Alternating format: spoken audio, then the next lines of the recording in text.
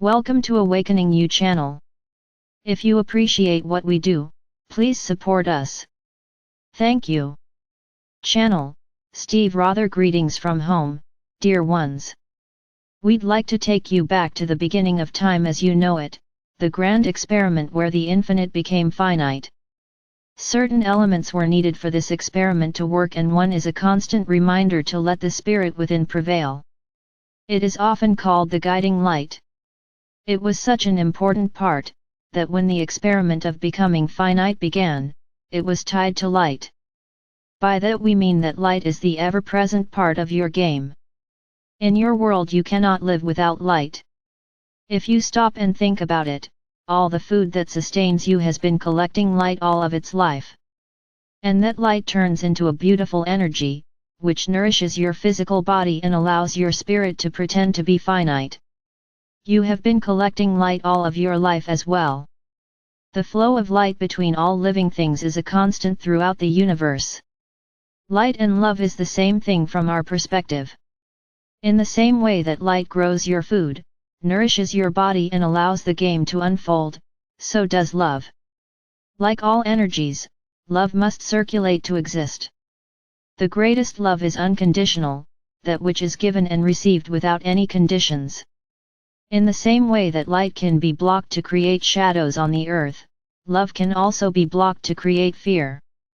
Living in a world of duality, humanity sees fear as evil. Dear ones, do not let the shadows fool you, for they are only opportunities for light. And fear is only an opportunity for love. This is the love that many of you have brought into your lives and carried with great struggle. And you placed yourself on planet Earth at incredible times of change. In the same way that sunlight nourishes everything and supports your game, so does love. We know some of you are exhausted from constantly shining light into the darkness. But you are making more of a difference than you may ever know. This brings us back to the question that we have asked you many times: how much love can you carry? When you shine light into the darkness and give love in the face of fear, you become the greatest angels that have ever lived. In these times of change we ask you to connect with each other for strength and understanding. None of you carry all the answers, and yet when you hold hands you have access to all of it. In your journey through the illusion of time on earth, we have asked you to walk tall and proud. You are the light and the love of this great experiment called planet Earth and humanity. We are a simple collective of spirits and have focused love through our host, the keeper of light. Bring it out in each other and you will create home right where you are, even during the greatest changes. We have some changes in the way that we will be presenting. But first let us speak a little about you, because so much is taking place on your planet. So many things are happening that sometimes it's rather difficult to make sense of what you are experiencing. What we're going to tell you to do, dear ones, is to step back and take a broader look. You can program yourself and develop new habits for the path ahead. Yes, new habits take 21 days to work their way into your bodysuit. But there's a lot you can do during that time. The first thing is to catch yourself when you have a negative thought or thought pattern, so you can consciously change it. And then find the ways that you are alike, instead of focusing on the ways you are different. It's a habit that can be developed, and now is a perfect time to do so. That's one of the tools of the higher vibrations for the new planet Earth. Another tool, of course, is your triad. Some months ago we asked you to work with a triad, to find 2 or 3 other people to connect with energetically. Sometimes you'll be able to connect with them physically, yet that is not critical. They are not there to give you energy but rather to help you hold your own. So, dare to honestly look at yourself through their eyes. Try to connect with your triad energetically over the next several months, reach out to hold their hands. Amplify your energetics as you step into the world, moving through the illusion of time-space on planet Earth. And if you haven't already found yours, now is a great time to create your triad of support. The triad is a very profound way of doing things because almost everything on your side of the veil is divisible by 3. How it began going forward, you will see some changes in the way that we present our messages. 25 years ago, when the keeper first started channeling, as he calls it, we came to him. He was in a group of people talking online in a chat room, communicating with other people that were learning to channel. And like the others, he asked to start receiving a channel. In the beginning, he only felt the energy and it brought him to tears. He would sit at his keyboard waiting for that material to come through. Sometimes he waited a very long time. We were there, it just took him a while to adjust to us. Finally, the information started coming in and he asked some very specific questions which he wanted to know. But in this chat room, some people told him that he had to be careful when he opened up the channel because he could bring in the bad guys. He wanted to know our names, what dimension we were from and how many of us there were. He was aware we were a group of entities, but that was not enough. He asked us who we were, but we said we'd rather not speak of that because it was not important. We asked him to evaluate the messages without labels. And with that, he went into fear and basically cut off the channel.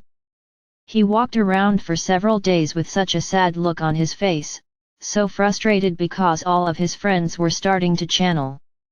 They'd say they were channeling Viwamas of the 23rd dimension. It seemed that all the other spirits his friends were channeling had different levels of vibration that they were able to quantify, yet he had nothing. So, he cut it off thinking that he was in connection with the bad guys. Then a few days later he came back and said, "Knock knock, are you still there?"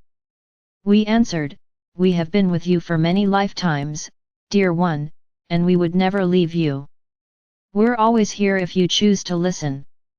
Then he asked, "If you won't tell me what your names are and who you are, tell me why you won't tell me."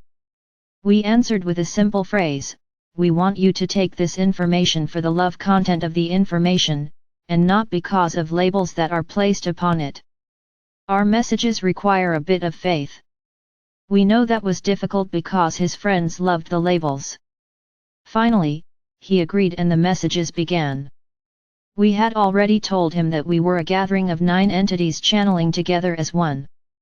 Actually, he was the 9th entity, so there are 8 of us and 1 of him. He started channeling and putting out this information.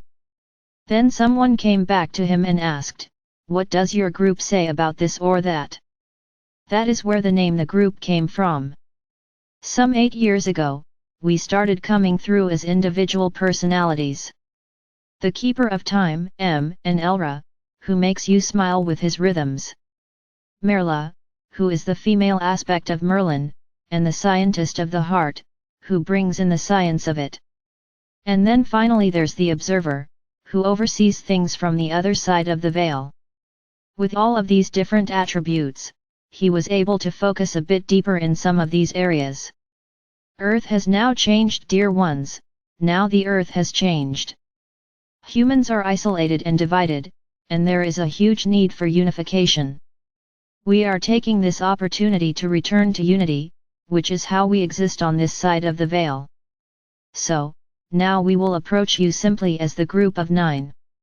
Although we rarely use that name to identify ourselves, it is a name that humans understand.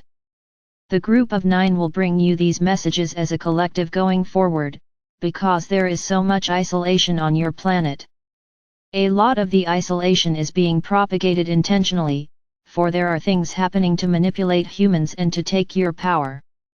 But that can only happen when you are isolated, and when you are not holding hands. Some social media companies have moved very quickly into the framework of not taking responsibility for what is on their platforms. Much isolation has taken place and we do not wish to contribute to that in any way. So, we are coming back together to bring you these messages of love. Now we once again ask, how much love can you carry? Timeline cross. We've also mentioned that there will be a timeline cross, as Eris moves in your direction very quickly. Timeline crosses are very simple. You experience the illusion of linear time, for you see it as past, present, and future. The past and future are a construct of the human mind, appearing as a line moving through time-space. Occasionally those lines cross each other, which creates huge differences in both timelines, and change happens overnight. But because it seems so natural, very few people actually notice what is happening.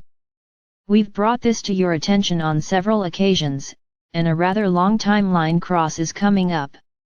Timelines can cross at a 90-degree angle or even a 3-degree angle. When they cross at a smaller angle, they're actually overlapping each other for longer periods of time. And that's what is happening with this one. It begins on the 17th of December of this year and stretches through most of February, at least until the 26th of February in 2024. So, what can you do? Interestingly, Eris is incredibly out of balance and having difficulties that are very similar to Earth's. Like on Earth, there are people who are in charge. But Eris is dominated by feminine energy, whereas Earth has been mostly dominated by male energy. The Earth herself has arranged this cross, and she will benefit from it in many ways. Humanity will also benefit from the timeline cross, for it will anchor the feminine energy in your daily lives. Bring the energy through, encourage and work with it to anchor that light in any way you can. It's a huge opportunity, dear ones. We ask you to come back together in any way you can. Does it mean that everyone must agree when you're holding hands in the light? Must everyone have the same politics or understanding of the truth? No, simply focus on the ways you are alike rather than focusing on the ways you are separate. You will change this world very quickly. You are at a tipping point, but it can go in either direction. And yes, we tell you that 2024 may be a little difficult. What happens after that? Well, we'll have to wait and see because there's a lot up in the air. We cannot predict further than that because it's up to you, not us. We're observers trying to share with you a little bit of what is coming and how you can anchor that energy. We do not ask you to give your power to us, dear ones. We want you to hold your power and use it yourself. There are many belief systems on planet Earth. However, the challenge is that each one is simply system. If you believe one aspect of it, then you are required to believe its other aspects. Keep in mind that we call belief systems BS, and we are not trying to create a new belief system for you to follow. What we are here to do is to help you awaken from the dream. You are the greatest angels that have ever lived, to take and hold your power individually but also as a collective. These are great times on planet Earth, dear ones. Your space has been reserved to be here at exactly this moment. Celebrate it, enjoy the journey. Will there be fear? Yes, of course, because you're on a planet that has been based in duality for a long time. But keep in mind that fear is only the lack of love. Work with that and you'll change not only your life, but you'll change the world. That's why you're here. It is with the greatest of honor that we address you as this collective of light. We love you more than you can possibly know, and we will remind you often of who you truly are. As you walk with the earth shifting beneath your feet, please remember to treat each other with the highest of respect, nurture one another and play well together. Ispevo, dear ones. The group of 9.